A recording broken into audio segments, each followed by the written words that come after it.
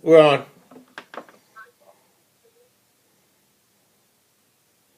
Where did we leave off? I forgot. I'll remember. Good. I'll remember.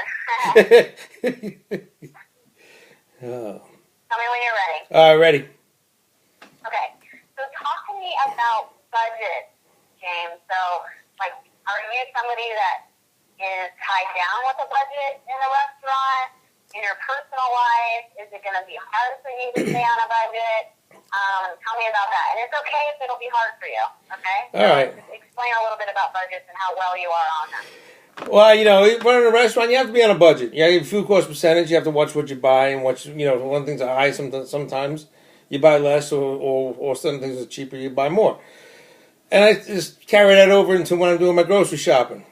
I'm not going to buy filet mignon all the time, just whatever the price is, or anything because of whatever the price.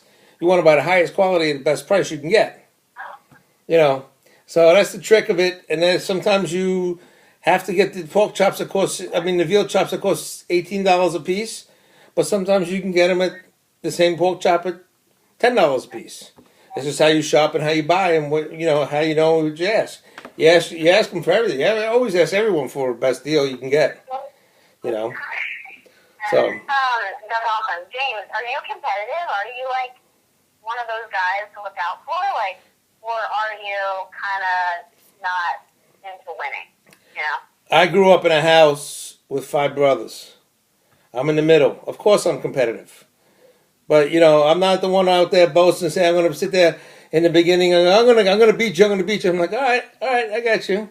But at the end, if I beat you and you're out there telling me you're going to beat me, I'm going to make sure you know I beat you. Love it. What do you think about like vegetarian and vegan chefs? They're just looking.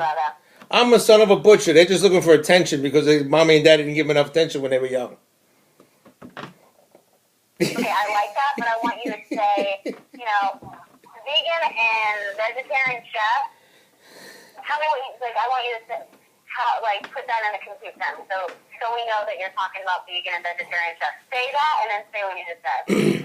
For these vegans and vegetarian chefs, those are people who eat like that. Those are people just looking for attention. I'm a son of a butcher.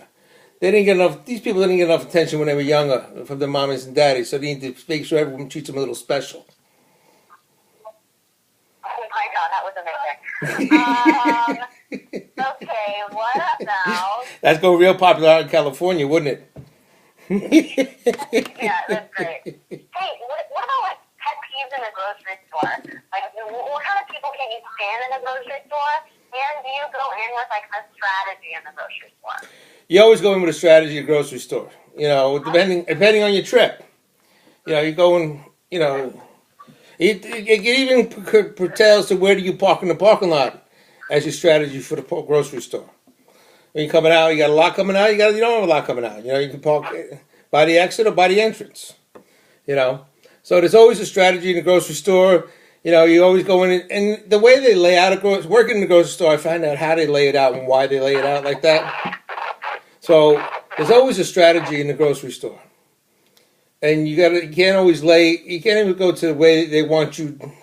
They push you around the grocery store or the end caps where they sell the Oreos at the same price and they sell twice as much. So you go in, you get what you got to get, look for the best bargain, and you usually make out pretty good.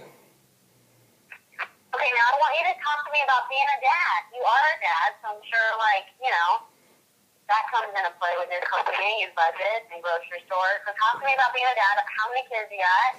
And explain a little bit, I'm a chef and I'm a dad, or something I'm a chef, yeah. I'm a chef and a dad. I had 2 kids. When I was going to the grocery store every other day for diapers and milk, I was in there a lot. But now they're older. They're in college now. Now I gotta shop the bargain stuff to pay for college. Because they're taking all the money from that. But it's good to be you shop for the kids.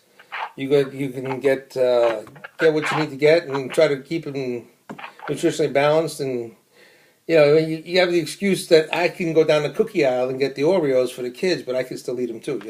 So that's the fun part of it. James, what was this experience energetic you? What would you do with 20 G's if you won the show? Tell me about it. Be energetic. Get crazy. What I would do with 20 grand if I won the show, probably take a nice vacation and rest for about 2 weeks. And the Caribbean somewhere, just let everyone wait on me. No, honestly, I would take it and use it for the best things I could do was probably go to my kids' college education, help pay for that, and just have to, maybe buy a car or something, if that. That's about it. So you own your own restaurant, right? Yes. Okay. What would you want to do, like, in the restaurant world with the money? Like, would you want to expand your restaurant? Would you want to, like, make another restaurant? Like, what would you get out of this if you wanted? Well, I would love to make another restaurant, make 2, 3, 4 restaurants, but you need more than 20 G's. For right now, for the 20 G's, I'd take it and see maybe I can get something rolling and get investors coming in, and really put a lot more restaurants out there and get something good for the people. That'd be a good restaurant. Okay, tell me this. I'm going to give you 2 items. I want you to elevate these items, okay? How about imitation crab and a can of beans? What would you do with them to elevate them to be like a 5-star, meal? How would I prepare them? You saying, or What? just talk about it? How good they are going to be? Hold on, what did you say? How I would prepare them, or just talk about how good they're going to be when I get done with them? No, how would you prepare them? Like, how would you elevate those regular, everyday grocery store items to be like a gourmet, fine dining meal? So, All right. if I gave you imitation crab and a can of green beans, what would you do with it? Can of Put me green on the beans spot. and imitation crab. All right, what I would do is I take that imitation crab, you saute that with fresh onions, fresh dill. Hold on a second. I got to think about this a second. Think about it. Yeah, Think about it and start over. yeah, I am. What do I do with imitation crab? Imitation crab. Oh, I know. It's All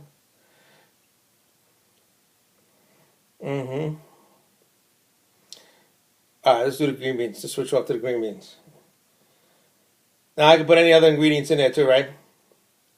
I'm sorry, what? I can put any other ingredients in there. You can have whatever else you want, but imitation crab and green beans are going to be the highlight of the dish. Oh boy, this is gonna be a high-end dish, huh? Yeah. All right, so.